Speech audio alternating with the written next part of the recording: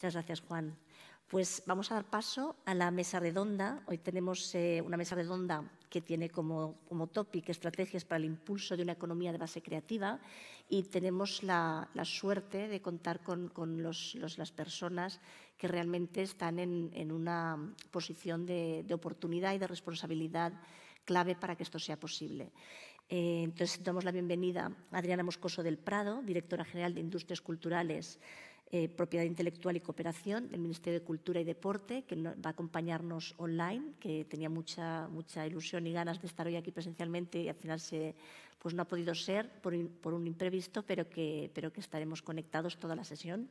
Bienvenida, Adriana. A Jordi García Brustenga, director de Operaciones y Estrategia de NISA. Bienvenido, Jordi. Del Ministerio, viene en representación del Ministerio de Industria, Comercio y Turismo, a Enric Bayó, que es el manager del equipo de gestión de innovación en Acció de la Generalitat de Cataluña. Bienvenido, Enric. Y a Xavier Marcé, que es el regidor de Industrias Creativas y Turismo del Ayuntamiento de Barcelona. Bienvenido, Xavier. Pues con este panel hay un tema que me parecía muy importante. Yo voy a hacer una introducción muy breve para explicar la metodología. Haré una introducción cronológica porque recibimos muchísimas consultas de empresas y de entidades sociales, culturales, con un poco de lío o confusión, ¿no?, con todos estos hitos internacionales que se han ido sucediendo. Entonces, haré una cronología muy breve de 2 minutos para situarnos sobre los últimos acontecimientos que nos hacen pensar que estamos en un momento de gran oportunidad para contribuir desde la creatividad a la transformación global que todos estamos deseando. Y después os daré paso para que podáis un poco desarrollar pues, en 5 o 6 minutos cómo veis en el ámbito estatal, en el ámbito autonómico y en el ámbito local qué posibilidades veis y qué oportunidades, qué estrategia tenemos en este sentido. Y después daremos paso a las preguntas de los asistentes presenciales y a los que están en su casa siguiéndonos para poder responder inquietudes concretas. La cronología es rápida y en realidad relativamente fácil y yo creo que estamos en un momento donde se alinean todas las estrategias a nivel global, a nivel europeo y a nivel nacional y, por supuesto, yo espero que a nivel autonómico y local. Sí que es verdad que Juan nos explicaba, ¿no?, que está todavía dificultad para situarnos en el ámbito de la economía creativa y para impulsarlo con fuerza, pero estamos en un buen camino. En el año 2015, como todos sabemos, los líderes mundiales adoptaron los ODS, los Objetivos de Desarrollo Sostenible, como hoja de ruta para los próximos 15 años. 4 años más tarde, Europa declaró que sería el primer continente climáticamente neutro a través de su Green Deal, del Pacto Verde. Un mes más tarde, en enero del 2020, Naciones Unidas declaró el año 2021 como el Año Internacional de la Economía Creativa para el Desarrollo Sostenible. Solo 5 meses más tarde, en junio del 2020, el Parlamento Europeo aprobó el reglamento de taxonomía, algo que es muy importante porque nos permitirá medir el impacto de la economía, el impacto de la creatividad y de la sostenibilidad de las finanzas, con lo cual podremos también dar un marco seguro a los inversores que inviertan en sostenibilidad. Y en septiembre de 2020 se produjo el discurso que todos conocemos sobre el Estado de la Unión por parte de la presidenta Ursula von der Leyen en la sesión plenaria del Parlamento Europeo, en el que declaró, por un lado, que se iba a iniciar el plan de recuperación Next Generation Europe, enunció el tipo de proyectos que serían susceptibles de ser apoyados por este plan tan ambicioso y también, muy importante, explicó la manera en la que pensaba que se tenía que producir esta transformación hacia estos objetivos de desarrollo sostenible, hacia este Green Deal. Y la manera en la que la Comisión Europea visualiza este motor de transformación es la nueva Bauhaus, es decir, que confían en los creativos, arquitectos, diseñadores, artistas, artesanos, ingenieros, todo aquel agente que tiene capacidad de innovación disruptiva, pues confían en todos estos agentes creativos para producir esta transformación y alcanzar los objetivos en el menor tiempo posible. En diciembre de 2020 se anuncia y se publica el Plan de Recuperación Next Generation Europe. En enero, solo un mes más tarde, se publican las bases de la New European Bauhaus. Y en marzo, solo 2 meses más tarde, el EIT europeo anuncia el call para la constitución de un KIC, que es Knowledge and Innovation Community, de los sectores e industrias culturales y creativas. Y como decía Juan, mucho antes de todo esto y de forma permanente, el Banco Interamericano de Desarrollo, el BID, ha estado apoyando el desarrollo de economías de base creativa en diferentes países de Latinoamérica y del Caribe. Bueno, en respuesta a todo este panorama internacional, España prepara en abril del 2021, ¿no? Lanza y anuncia y explica el Plan de Recuperación, Transformación y Resiliencia España Puede, que es absolutamente exhaustivo, basado además en unos procesos participativos importantes, en una recogida de manifestaciones de interés, en mesas sectoriales de trabajo, y aglutina todos estos esfuerzos, ¿no? y presenta a Europa este plan estratégico, que ahora mismo está, supongo que en la mesa todavía, de la Comisión Europea para respuesta, ¿no? Pues, bueno, voy a dar la palabra primero a Adriana Moscoso del Prado. Adriana, no sé si estamos... ¿Qué tal? Buenos días. Buen día. ¿Qué tal? ¿Cómo estáis? ¿Me oís? Bueno, pues lo primero que quiero es daros la enhorabuena por estos 20 años del Distrito 22 Arroba, que sin duda ha sido un pionero y un referente en lo que tiene que ser, ¿no? Un poco, yo creo que Juan lo explicaba muy bien, ¿no? Esta apuesta por la economía creativa, por la innovación y por esa hibridación, ¿no? De la creatividad en distintos ámbitos, bueno, pues de la producción, de la economía, etcétera. Así que, bueno, felicidades al Ayuntamiento de Barcelona, a FAD, a todos los organizadores. Creo que es realmente un motivo de celebración y de alegría. Lo que me gustaría es estar ahí con todos vosotros. No ha podido ser, espero que pronto podamos vernos físicamente también. Y bueno, creo que tengo como unos 10 minutos. Mónica, no quiero acaparar mucho tiempo, así que voy a intentar ser breve y ir a la respuesta de tus preguntas, pero quería primero ilustrar un poco con datos dónde estamos, ¿no? y de dónde venimos. El presidente de 22 Arroba ha dado algún dato también en la inauguración y bueno, no os quiero abrumar, pero sí que me gustaría aprovechar un poco esta intervención para ello, ¿no? Antes de esta crisis de la COVID-19 estábamos en una fase de recuperación del sector de la economía creativa. Tenemos datos tanto a nivel europeo, ¿no? de 2018, en los que pues, la aportación al PIB europeo estaba en torno a un 4,5% de las industrias culturales y creativas y en el ámbito español estamos en un 3,2%.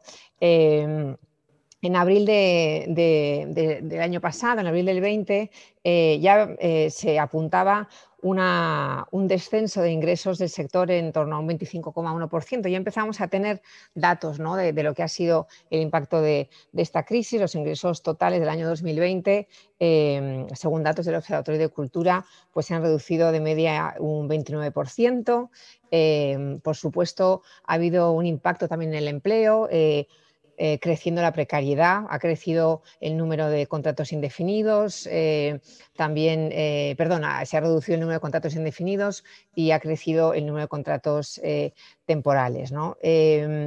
Si luego miramos un poco en qué sectores o subsectores, mejor, de la economía creativa se ha reflejado mayormente este impacto, desde luego todo lo que tiene que ver con la interacción con el público pues ha sido lo más golpeado, ¿no? Las artes escénicas se han visto afectadas en torno a un más de un 65% del sector, con pérdidas de más del 75%, las artes visuales también. Pero sin embargo, sectores como el diseño, como las artes aplicadas, como el videojuego, se han visto en algunos casos hasta favorecidos por la situación, ¿no? Así que, bueno, y por supuesto las plataformas de streaming. Así que, bueno, tenemos también indicadores que nos muestran las tendencias también de disfrute de la cultura en las que ya estábamos y a las que vamos de manera ya completamente inmersos desde hace un año, ¿no? Has mencionado también, Mónica, cómo no, los Objetivos de Desarrollo Sostenible y la importancia que tienen que tener en todas las políticas públicas. Es conocido y notorio que no contamos el sector de la cultura con uno de ese propio, pero sí también está muy trabajada la idea bueno, pues ese concepto de que la cultura realmente es transversal en los Objetivos de Desarrollo Sostenible, ¿no? Hay un informe muy bueno de REDS, Cultura y Desarrollo Sostenible, aportaciones al debate sobre la dimensión cultural de la Agenda 2030, en donde realmente se plasma esa presencia de los elementos positivos que tiene la cultura para poder abordar los retos de la Agenda 2030. Y yo quisiera apuntar dos ejemplos de proyectos que estamos desarrollando desde el Ministerio de Cultura y Deporte en ese sentido. Uno es con corresponsables, un dossier que tiene como objetivo dar visibilidad al apoyo a la cultura que se realiza desde las grandes empresas y las pymes de nuestro país. Y luego un proyecto propio que teníamos que se llama Cultura y Ciudadanía, y en concreto Cultura y Ruralidades, que acabamos de celebrar la semana pasada en Jarandilla de la Vera, y que precisamente lo que pretende es visibilizar y mostrar cómo desde la acción cultural se puede llevar a cabo toda una acción también transversal de sostenibilidad, de apoyo a la fijación de población en los territorios, a la generación de sinergias también entre distintas actividades económicas, dentro de las cuales está también la cultura bueno, y a la protección del medio ambiente también, ¿no? Por supuesto. Os invito a que podáis visitar nuestra página web y acceder a las conferencias que se dieron la semana pasada en este foro, porque fueron realmente muy interesantes y muy, yo creo que visionarias en muchos casos de lo que tenemos que plantear y promover desde el sector público. Y bueno, ya voy un poco más al grano con respecto al plan de recuperación que me preguntabas, Mónica. La verdad es que antes de que nos pasase esta crisis, estábamos diseñando en el Ministerio de Cultura y Deporte, en concreto en esta dirección general, lo que queríamos que fuesen los objetivos de las políticas públicas en este ámbito para la legislatura, ¿no? Y habíamos hecho un decálogo de objetivos que bueno, pues, principalmente se encuentra en el impulso de la transformación a la cultura digital, en la que ya digamos que este año de pandemia nos ha colocado totalmente en ella, ¿no? Fomentar modelos de desarrollo de proyectos culturales en el contexto de la economía digital. Acelerar el crecimiento del tejido empresarial cultural. Somos un sector con más de un 60% de micropymes que tienen un único empleado en la mayoría de las ocasiones. Por lo tanto, hay un enorme potencial, hay un enorme talento creativo, pero necesitamos poder acompañar a estas empresas que crezcan, que generen más empleo, que se fortalezcan, ¿no? Para ello es necesario que puedan acceder a la financiación de una manera más estable.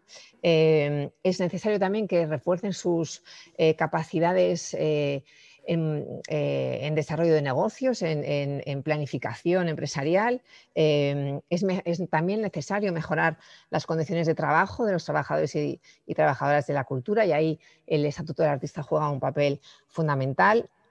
La promoción e internacionalización de nuestras industrias culturales y creativas es otro de los elementos fundamentales, y por supuesto también en un concepto que ha planteado Juan, que me ha gustado mucho, que es el de la soberanía creativa. Necesitamos fortalecer nuestro tejido, nuestra base jurídica, nuestro soporte de protección de la propiedad intelectual, también concienciar sobre la relevancia de la misma. Y cuando hablo de concienciar, no hablo solamente de la lucha contra la piratería, sino realmente concienciar a los creadores, a los emprendedores, de que el capital intelectual es la base, es la fortaleza de sus empresas, y que tienen que cuidarlo y tienen que atesorarlo, porque, bueno, como digo, como planteaba Juan, yo creo que ese concepto de la soberanía creativa es fundamental. Si no somos soberanos a la hora de elaborar nuestro propio relato y de compartirlo con la sociedad, y de poder desarrollar nuestro sector cultural sobre esa base, pues seremos siempre dependientes de terceros, ¿no?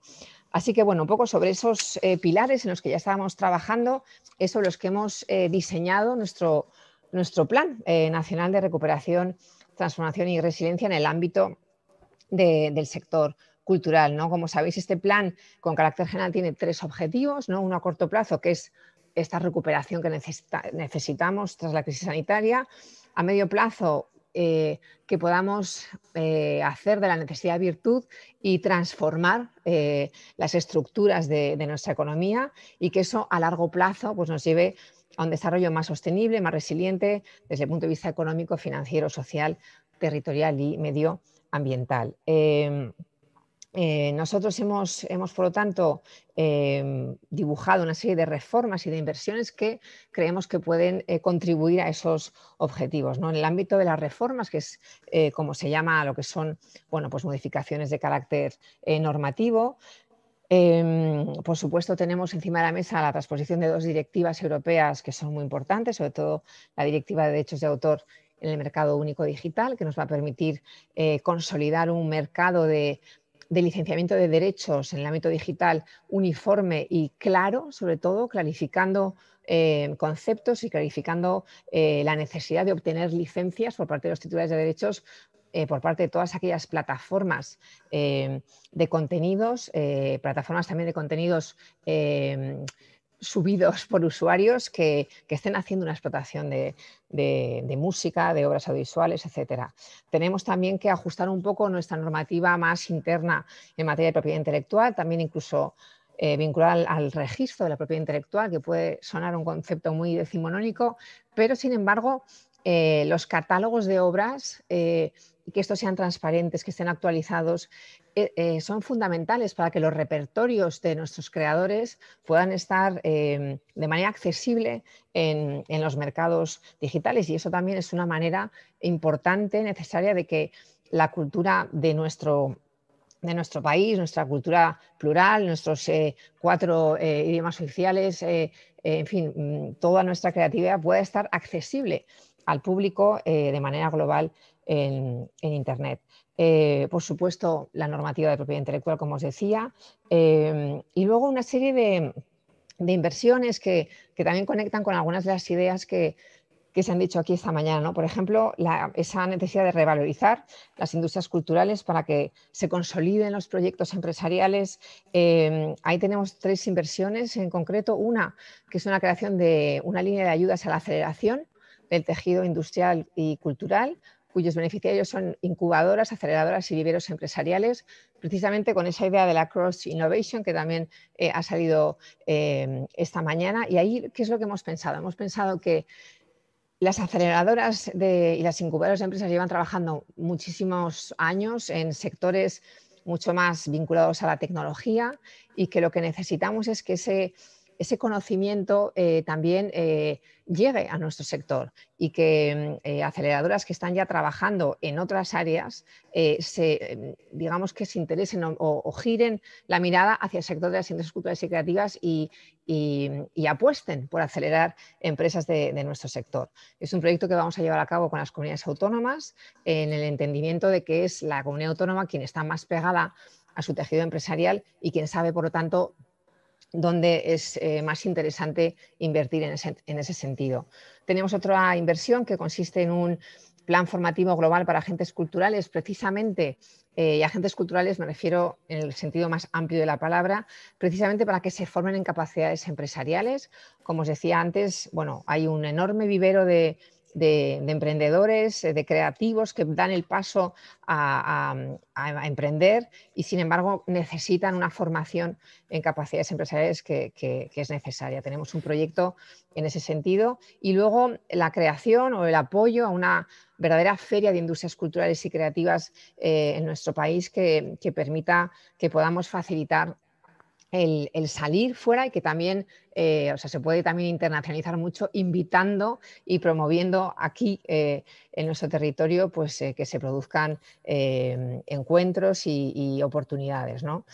Además de eso, hay todo un plan que se enmarca dentro de lo que se ha conocido como el Hub Audiovisual, dentro del componente 25, y ahí desde esta dirección general tenemos toda una línea de trabajo dirigida al sector del videojuego, en donde queremos promocionar, por un lado, con una línea de ayudas, la creación digital y la creación de videojuegos, o sea, fomentar digamos, esa primera, como Ministerio de Cultura, pensamos que, y además aquí trabajamos y tenemos que trabajar en coordinación, por supuesto, con otros ministerios, creemos que nuestra labor ha de estar en apoyar el primer eslabón digamos, del edificio de las industrias culturales y creativas, que es el meramente creativo, ¿no? Y por lo tanto queremos lanzar esta línea de ayudas para fomentar la creación digital y en concreto la creación de videojuegos. Y luego también toda una línea también de inversión para contribuir a la internacionalización de nuestros desarrolladores de videojuegos, de nuestras pequeñas empresas y medianas empresas, apoyando iniciativas que ya existen en nuestro país, como Game Lab en Barcelona, por ejemplo, ayudándolas a crecer y a que se conviertan en referentes internacionales. Todo esto, además, Adriana, ya disculpa, está, me disculpa. callo. Solo faltaría. Al contrario, el problema es que realmente nos encantaría tener, porque necesita, lo que estás explicando necesita, vamos a volver a invitarte, que lo sepas, pero sí que es verdad que me van diciendo que vamos tan Sí, justos de sí. tiempo que tenemos que dar paso también al resto de ponentes, pero vamos, me parece interesantísimo, yo no he dejado de tomar nota, o sea que, pero no sé si quieres concluir o quieres hacer el... Sí, ya estaba concluyendo. Lo único que quería decir era que todo esto lo hacemos además de las líneas que ya existían de trabajo dentro del Ministerio de la Dirección General, ¿no? Que tenemos otras líneas de ayudas y bueno, o sea que, en fin, simplemente eso. Y nada, reiterar que me resulta interesantísimo también estar aquí y escucharos a todos vosotros, así que enhorabuena de nuevo. Pues Adriana, yo creo que como dijo la presidenta de la Comisión Europea, tenemos un plan, ¿no? Es Tenemos un plan, muy un interesante porque planazo. tenemos un plan. Pues muchas gracias. Pues vamos a dar paso a Jordi García Brustenga, de NISA y representante hoy también del Ministerio de Industria aquí. Y bueno, pues adelante Jordi con lo que la presentación y la propuesta del Ministerio de Industria y de NISA. Muy bien, buen día. Gracias por invitarme a Asociación 22 que es muy network, que es muy importante durante estos años. Ha estado también por el lado privado, dando también este espejo a lo público, el FAT, el Ayuntamiento. Un placer volver a este 22 referente de distrito innovador, pero también de diálogo abierto. Son 20 años de conversación continua, ¿no? Yo lo he podido vivir en momentos diferentes. Estuve en el Ayuntamiento cuando se celebraba el 10º aniversario. Y, bueno, se veían las cosas un poco diferentes, otra coyuntura totalmente diferente. Y también hace pues, unos años, 4 o 5 años, pues, ayudando a la nueva hoja de ruta del desarrollo de este distrito por la parte norte, por encima de la diagonal, ¿no? Que recuerdo concretamente pues, que había esta idea de la milla creativa y que también está ahí en el futuro, que junto con el de Hub, que ya está, que es una realidad y que entonces lo inauguramos hace 10 años, como también lo de Palo Alto, que también tiene buena pinta. O sea que, bueno, pues felicidades y gracias por invitarme. Ahora no hace falta que demostremos, en aquel momento, hace 20 años sí, que la innovación y el emprendimiento pasa en ecosistemas locales, en ecosistemas donde intentas conseguir aglomeración, conseguir masa crítica y también orientados y conectados con el mundo. Y esto es otro buen ejemplo de lo que pasó aquí, ¿no? Que se decidieron unas líneas, unos ámbitos y después que pues, multitud de otras ciudades han venido a verlo y han compartido el desarrollo de estos ecosistemas locales. Por lo tanto, lección aprendida. Ahora estoy en Madrid. NISA es una empresa del Ministerio de Industria que hace pues, unos 20 años que damos de manera ininterrumpida préstamos participativos entre 25.000 euros y 1,5 millones a emprendimiento y también a pymes innovadoras de todos los sectores y que bueno, tiene la bondad que no tiene garantía, no pide garantías ni avales, es a largo plazo.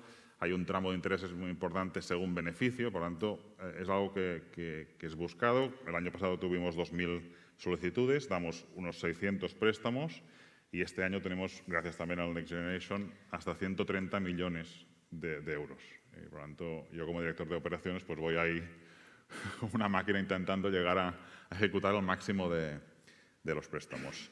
¿Qué pasa con el sector de industrias creativas y culturales? Más o menos damos unos 3 millones al año, unos 20-25 proyectos. Esto coincide con la proporción que decía Adriana.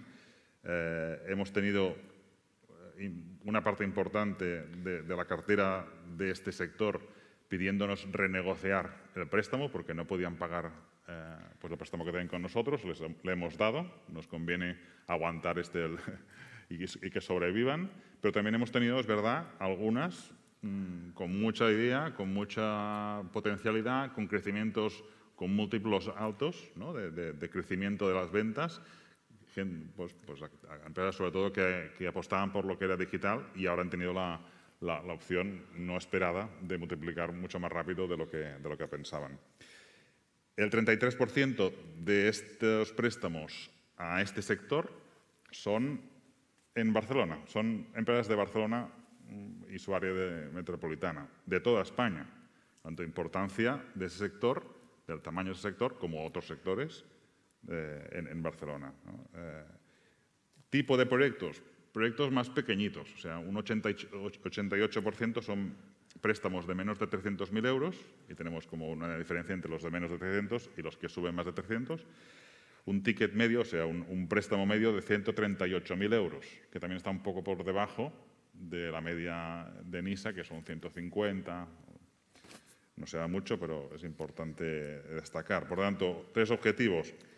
Aumentar el número de préstamos para ese sector. Hablábamos, no sé quién hablaba, del 13% del empleo, ¿no? que tiene este sector en Barcelona.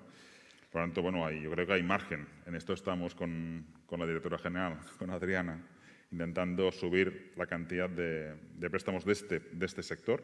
Después, aumentar el tamaño con la cooperación entre las empresas, crecimiento de tamaño. Y después, la conexión de esos ecosistemas con otros en España y en el mundo. Por lo tanto, ahí yo también creo que tenemos que aunar esfuerzos para sumar la masa crítica que tiene los diferentes nodos, ecosistemas locales, ciudades de España, vertebrarlas y sumar complementariedades, sumar fuerza, porque otros países, como ha dicho Juan Pastor, están haciendo estrategias nacionales. Por lo tanto, la fuerza de Finlandia toda entera, la fuerza de Francia, pues también tenemos que hacer lo mismo, aprovechando que somos un país grande, cantidad de empresas y personas. Y por lo tanto, pues desear que haya otro refuerzo de la representatividad nacional de ese sector, que hubo en momentos. De hecho, ENISA se fusionó con el DDI, que era en su momento este ejemplo de gobernanza a nivel nacional, pues que vuelva a haber algo similar y que Barcelona pueda empujar con otros, como estáis viendo, pues Valencia, Málaga, Madrid, Canarias, pues que puedan empujar, ser tractora de este ecosistema nacional que se compone de estos nodos locales, que es donde pasan las cosas, volviendo al tema del 22 arroba. Yo creo que hasta aquí. Bueno, pues muchísimas gracias. También es súper estratégico todo esto que explicas. Y damos la palabra entonces a Enric Bayó, es manager de innovación del equipo de innovación de Acció de la Generalitat de Cataluña, para que puedas explicarnos cómo lo veis desde un ámbito más autonómico. Muy bien, muchas gracias. Bueno, antes de nada, felicidades al 22 arroba por el aniversario. Primero voy a empezar con una reflexión. Estamos en un momento muy interesante. Es decir, bueno, Internet ya hizo un cambio muy relevante para todas las industrias, no únicamente las culturales. Prefiero hablar de industrias que no de sectores. Cada vez el concepto sector se está diluyendo más. Si os pregunto a algunas empresas en qué sector está compitiendo, es complicado contestar a esta pregunta. Ahora la pandemia también ha hecho que cambiemos un poco ciertas mentalidades, que creo que es muy importante. Hemos entendido que tenemos que cambiar las formas de cómo hacemos las cosas y hemos entendido también que esto va de talento. Es decir, estamos compitiendo por talento. Entonces, simplemente decir que en Cataluña tenemos mucho talento. Voy a hablar a nivel de catalán, no voy a entrar a nivel español, porque estoy hablando a nivel catalán. En Cataluña hay mucho talento. Y Jordi acaba de comentar que, por ejemplo, el 33% de los préstamos participativos sobre industrias culturales están ubicados en Cataluña. Por ejemplo, en el SME Instrument, que eran ayudas a nivel europeo con concurrencia competitiva, en el cual se ayudaban a proyectos de innovación, Cataluña fue la primera región a nivel europeo, la primera, con 246 proyectos, que captaron 108 millones de euros.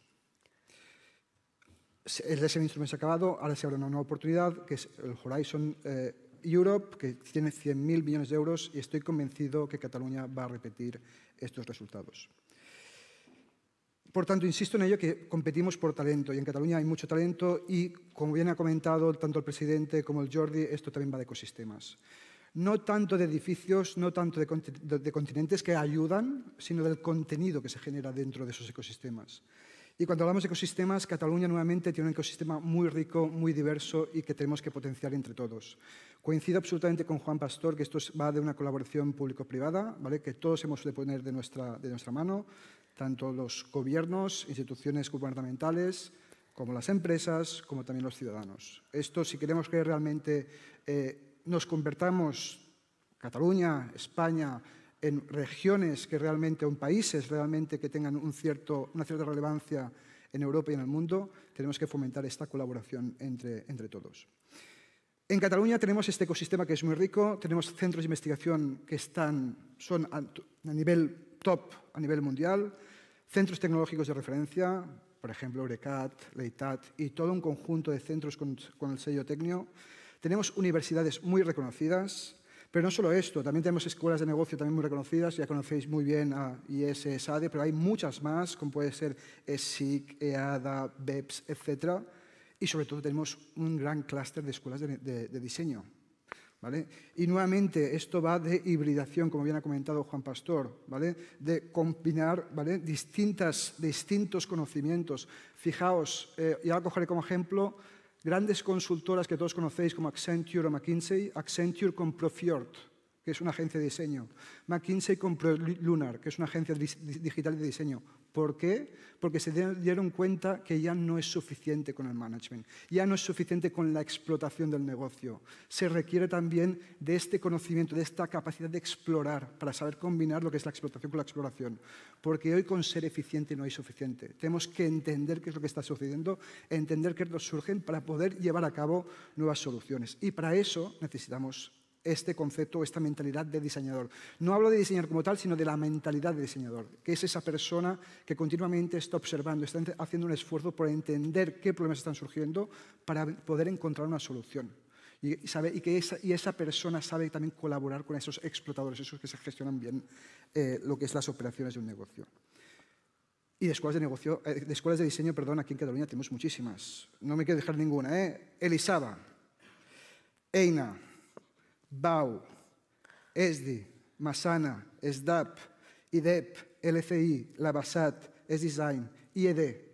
Tenemos muchísimas. Por tanto, y todas estas escuelas que os he comentado, tanto las de negocio como las de diseño, atraen también mucho talento internacional, que también es muy importante. Esta combinación de distintas visiones.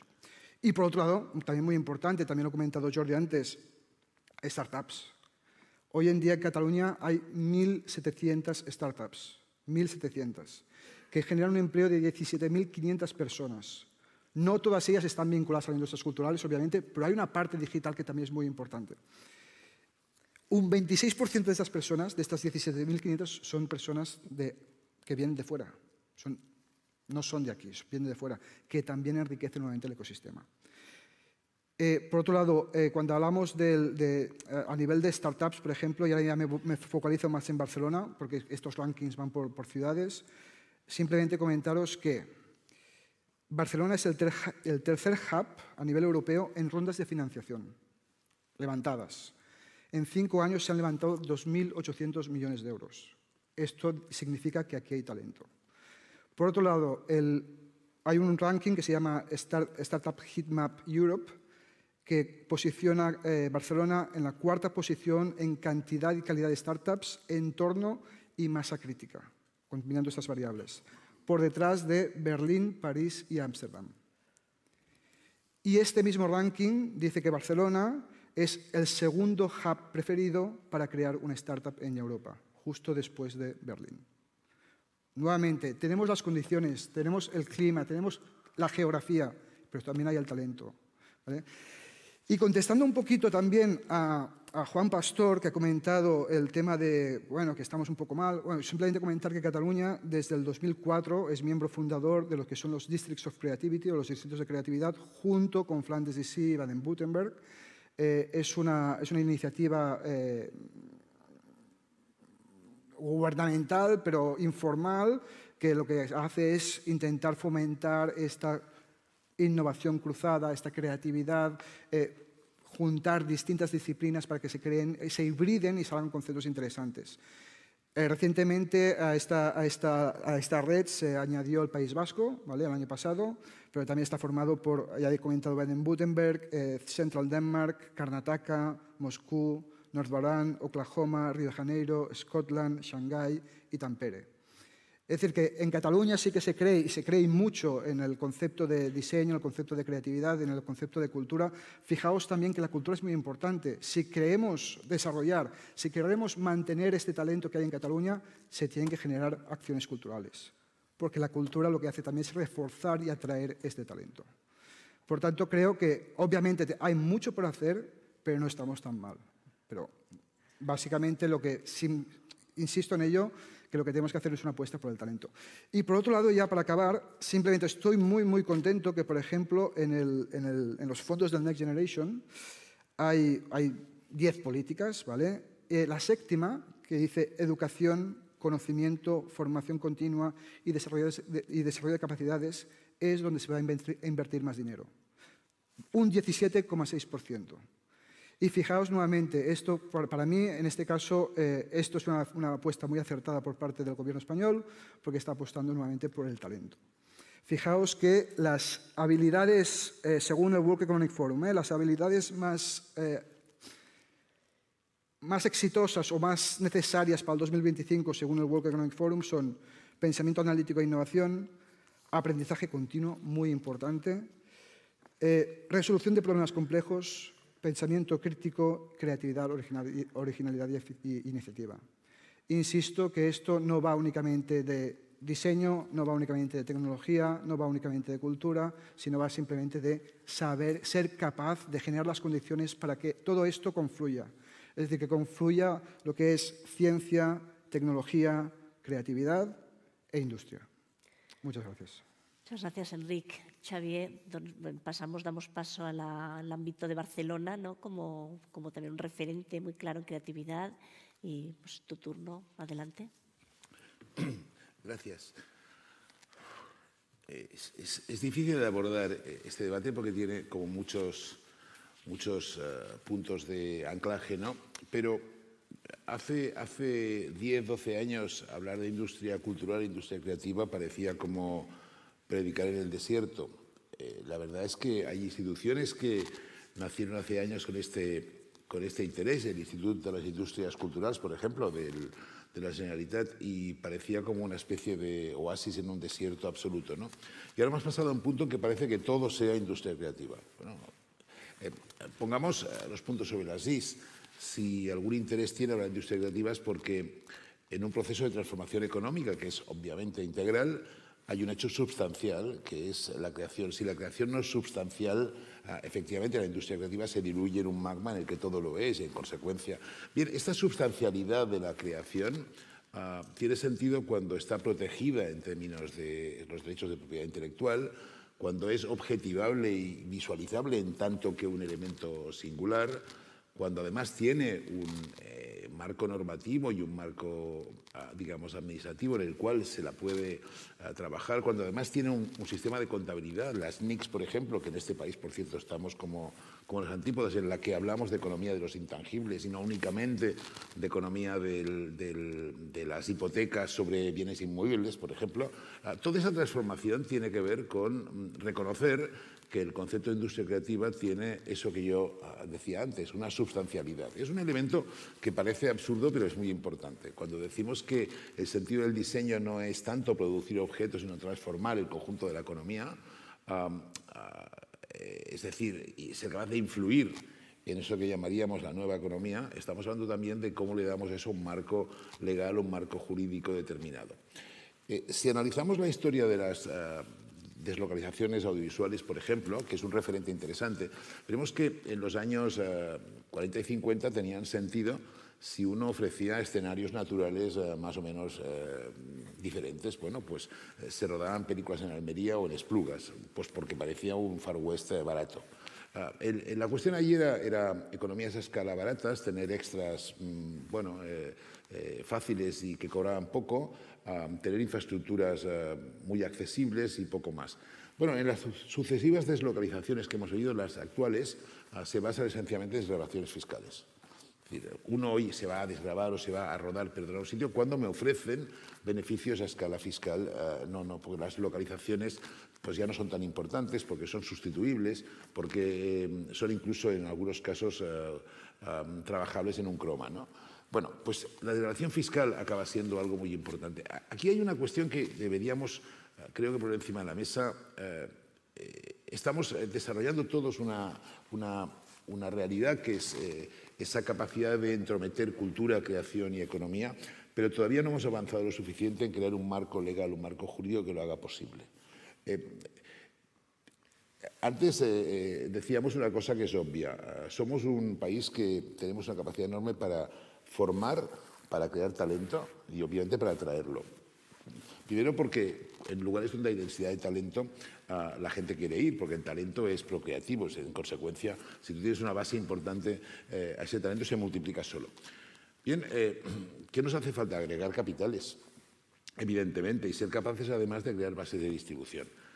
Pero fijémonos también en que la manera de crear este sistema en el cual la cadena de valor se repiensa en términos creativos, es decir, cómo pensamos las cadenas de distribución, cómo pensamos las cadenas de agregación de capitales, cómo pensamos los sistemas de producción, hay que plantearlos en términos también de una sociedad que lo mira en su conjunto. Voy a poner un ejemplo para que se entienda. ¿Es posible, hago una pregunta, ¿es posible que este país tenga una política audiovisual en tanto que un elemento de industria creativa si la televisión de este país no se convierte en la principal distribuidora de producto en lengua catalana a nivel internacional? Pues aparece un problema. Es decir, no se puede hacer por piezas eso, porque si trabajamos en la industria creativa como una pieza más de la cultura, vamos a acabar convirtiéndola en algo que no tiene ningún sentido transformador. Si la convertimos en una pieza únicamente de la economía, se va a diluir en el conjunto de una serie de elementos en que la creatividad se da por supuesta, pero no sustancial. Bien, esa particularidad que en términos de futuro tiene eso que denominamos industria creativa, debe tener un marco jurídico propio, un marco normativo propio, un marco fiscal propio. Este es el reto que yo creo que hay que asumir en los próximos años para que podamos avanzar y podamos ser lo que realmente tenemos, un potencial enorme, un país creativo, un país con capacidad de aportación en términos de innovación, un país además capaz de hacer posible que las agregaciones que eso necesita para que realmente se convierta en un motor económico puedan existir. Ese para mí es el marco, el reto actual, no tanto el de evidentemente es muy importante, de tener instituciones o tener, como decía Juan Pastor, elementos que reflejen de alguna forma este objetivo político. Este cambio normativo, este cambio fiscal, este cambio administrativo para mí es esencial. Acabo poniendo algunas referencias para que veáis lo importante que es eso. Este país lleva en estos momentos 3-4 años poniendo encima de la mesa algunos elementos esenciales como son el Estatuto del Artista. Es un marco administrativo que permita que el creador tenga una capacidad de ser reconocido como un sujeto de derechos o de servicios públicos.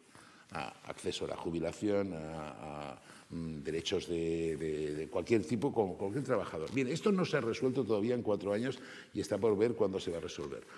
Tenemos una ley de mecenazgo que no se ha resuelto en 4 o 5 años. Bien, tenemos una ley de asociaciones que no se ha resuelto en los últimos años. La pregunta que uno se hace es, si tenemos esos problemas de encaje jurídico, de desarrollo administrativo, ¿Cómo vamos a afrontar la transformación del sector? Pues lo que yo estoy diciendo es que le demos la vuelta a ese problema y lo hagamos compatible, desarrollemos desde el punto de vista, digamos, administrativo, fiscal, normativo este sector, y eso va a volar porque tenemos todas las condiciones, como estoy muy de acuerdo porque las tenemos, en talento, en capacidad de atracción, somos un hub físico que tiene una enorme capacidad de atracción de personas, y creo que lo que nos falta justamente es esa capacidad de imaginar una manera de construirlo distinta. A veces uno piensa, qué lástima que no nos apuntáramos a la contrarreforma en su momento, ¿no? A la reforma en su momento, pero hoy nos quedáramos en la contrarreforma. Creo que algo de eso todavía nos pesa como un país que no ha hecho en algunos casos los deberes de la modernidad bien construidos, ¿no? No es un problema catalán ni español, es un problema global, pero es así. Así lo veo yo. Gracias. Pues muchas gracias, Xavier. Yo creo que tenemos deberes, efectivamente, pero estamos alineados, ¿no? Me parece que hay una idea como muy clara de lo que se quiere, y ahora es cuestión de acabar de concretar. Voy a dar paso a algunas de las preguntas que nos han llegado a través del chat. Una persona que está asistiendo a la online nos pregunta: cuando habláis de diseño como elemento transformador y no únicamente como creación de objetos, ¿a qué perfiles profesionales os referís o en qué tipo de escuelas se forma esta perspectiva transformadora? Dice: entiendo el concepto, pero me gustaría conocer ejemplos de la realidad de Barcelona. No sé si, Xavier, quieres comentar. Bueno, sí, muy rápido. Yo creo que la pregunta se responde sola. ¿Cuál es la relación entre, o cuál es el impacto que ha tenido para la Caixa, el banco La Caixa, el que en un momento determinado una empresa de diseño le construyera un logotipo con una estrella de Miró? Bueno, parece una tontería. Y la pregunta siguiente es, ¿cómo impacta este hecho en el valor económico de esta empresa que creó los 5.000 euros que igual le pagaron, o un intangible que hay que definir? Bueno, esa transformación, ese impacto es el que realmente mide la realidad del diseño en términos de su aportación económica al conjunto de la economía. Eso que llamaríamos economía de los intangibles. Bueno, cuando una empresa de diseño yo la quiero vender, ¿qué vale? ¿El precio de su local y, no sé, las nóminas de los trabajadores, o el potencial creativo de los trabajadores? Bueno, ¿y eso cómo se mide? Bien, esa realidad, que es ser capaces de construir la economía de los intangibles, es básica. Cuando yo me voy a pedir un crédito para hacer la siguiente película, ¿qué hago? ¿Avalarlo con mi casa o con los futuribles derechos de los másters de las películas que yo hice hace unos años? Y alguien me dirá: bueno, sí, pero no valen nada. Y yo le diré: bueno, sí, ¿y si el año que viene gano un Oscar? ¿Qué pasará con mis películas anteriores? Cuando un autor pega un petardazo en un long seller, sus libros anteriores suben de valor. Bueno, es un futurible. Bien, ¿cómo lo medimos? Esa apuesta por ser capaces de medir el valor intangible, el futurible que tiene un hecho, que en sí mismo es un hecho creativo, es esencial. Bien, el mundo del diseño no es únicamente aquel que construye la forma de una silla, es aquel que es capaz de darle a una empresa ese conjunto de elementos que tienen un potencial de futuro distinto. Ese es el tema. Y si se me pregunta cómo lo hacemos, bueno, eso es complicado porque es un trabajo lento, evidentemente. Uno no agrega esos elementos para hacer un cambio en la mentalidad de un sistema económico muy a corto plazo. Pero dejad que ponga un ejemplo, lo digo porque es un poco conocido, y una de las experiencias que estamos desarrollando, aunque parezca muy tonta o muy de pequeño formato, pero es muy grata y yo creo que muy edificante, es relacionar escuelas de diseño, escuelas de moda, escuelas de industria creativa, si se me permite un agregador para identificarlas a todas, con sistemas comerciales de proximidad. Es decir, cuando tú coges una escuela y le dices: venga, siéntese usted durante 3 meses y hable con un entorno de comercios de proximidad, da igual, el de la Bordeta, el de las Corts o el de Nou Barris, y piensen conjuntamente cómo lo pueden transformar desde el punto de vista de propuestas comunicativas, propuestas de diseño, propuestas de packaging, propuestas de escaparatismo, propuestas relacionales, pues surgen unas ideas que en realidad tienen ese valor transformador. Bien, es un ejemplo, hay muchos más, pero quiero decir que cuando hablamos de que una función del diseño es entrometerse, quiere decir, bueno, mi capacidad para crear elementos sustanciales, lo dije al principio, la voy a poner a disposición de su transformación integral. Creo que ese es el auténtico valor del diseño como un sector global. Después, otra cuestión es lo que haga un diseñador concreto, una experiencia concreta o un taller concreto, ¿no? Vale, tenemos dos preguntas más. Una de ellas en realidad es una aportación, sobre todo Adriana, para ti, porque la presidenta de Modafat, Nuria Mora, nos explica que es fundamental apoyar los modelos de negocio basados en la capacidad y el talento creativo de los pequeños autores, ¿no? de los diseñadores, por ejemplo, en el mundo de la moda, que son jóvenes, que son talentosos, pero que muchas veces se nos van fuera porque no tenemos la capacidad para dotarles aquí con las infraestructuras, con ese conocimiento, y tiene que ver con todo lo que explicabas sobre formarles, capacitarles y facilitarles la vida y la implantación empresarial para que esas empresas pequeñas luego puedan también crecer y contratar a su vez y crear industria, que es lo que nos interesa a todos, ¿no? Y es un tema que te traslada la presidenta de Modafat y no sé si quieres comentarlo, que es fundamental para el sector de la moda, ¿no? Explica. Sí, bueno, yo creo que pasa también en otros sectores de las industrias culturales y creativas, ¿no? Esa necesidad que tenemos de retener el talento y de que el talento que se ha marchado vuelva. El otro día, en una conversación con empresarios del sector del videojuego, pues justamente me comentaban esta cuestión, ¿no? Hay multinacionales del videojuego que están decidiendo implantarse en España por el talento que tenemos y porque saben que los desarrolladores de videojuegos españoles están triunfando en todo el mundo y piensan que les puede interesar volver a España si hay oportunidades de trabajo, ¿no? Entonces yo creo que en el sector de la moda pues pasa lo mismo, ¿no? Tenemos un tejido de creadores de moda rico, pero que es verdad que tampoco termina de... O sea, en España tenemos, por un lado tienes Inditex y por otro luego tienes todo un tejido de creadores y entre medias pues falta como, digamos, una clase media, ¿no? En muchos casos en nuestras industrias culturales y creativas, ¿no? Entonces necesitamos contribuir a que haya más clase media, ¿no? Y a que nuestros diseñadores de moda en este caso pues puedan desarrollar proyectos a medio y largo plazo que se asienten y que crezcan y que generen empleo, porque tenemos muchísimos ejemplos, ¿no? de talento que sin embargo no ha podido consolidarse en empresas que han podido mantenerse, ¿no? Es fundamental. La verdad es que nos piden capilaridad también en relación a los fondos Next Generation. Nos piden que llegue a las pymes, que llegue a las microempresas, porque completamente.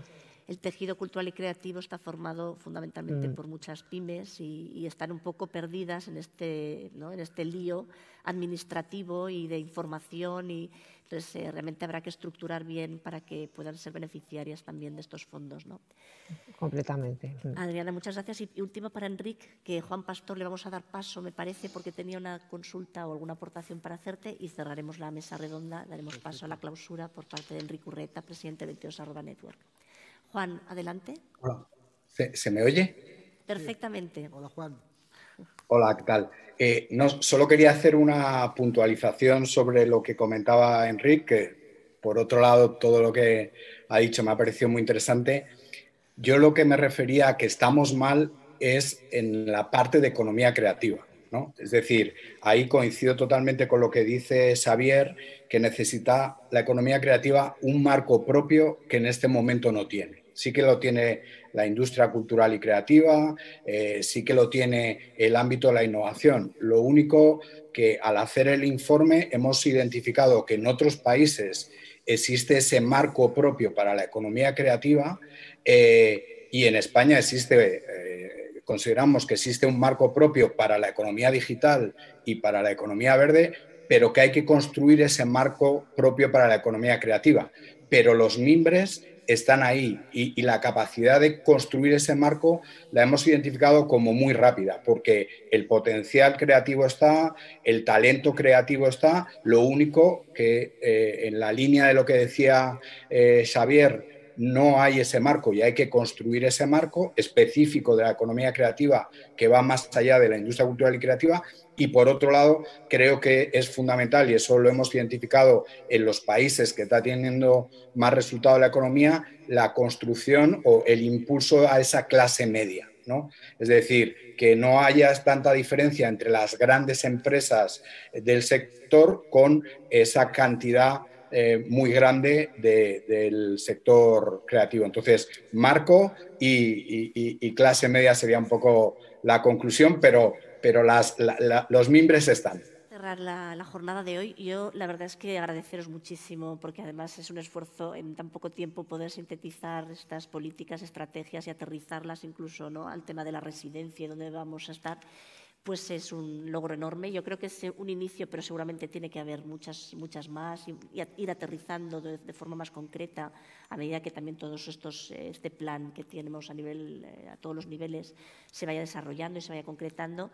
Me quedo yo con esta clase media a la que aspiramos y cómo hacer crecer a los pequeños para que realmente tengan capacidad de contratación, de competir internacionalmente, cómo proteger, muy importante, la creación, porque es cierto que los propios creadores, ¿no?, yo además arquitecta de base, o sea que me siento muy incluida, ¿no? Hay que proteger nuestra creatividad y los productos que generamos, y esto es un tema que hay que mentalizarse y el marco jurídico nos lo tiene que permitir de una forma fácil, y eso se tiene que después ver reflejado también económicamente en la estabilidad de las personas, y después con esta necesidad de vertebrar todas las industrias culturales y creativas en un ámbito, digamos, geográfico local, que es donde ocurren las cosas, pero también en un ámbito estatal para poder actuar de forma coordinada y para poder ser realmente una potencia en creatividad con una estructura empresarial, con una estructura territorial, y en ello estamos. De hecho, hay una apuesta y una propuesta a través de la multilateral, de la cual oiréis hablar dentro de nada,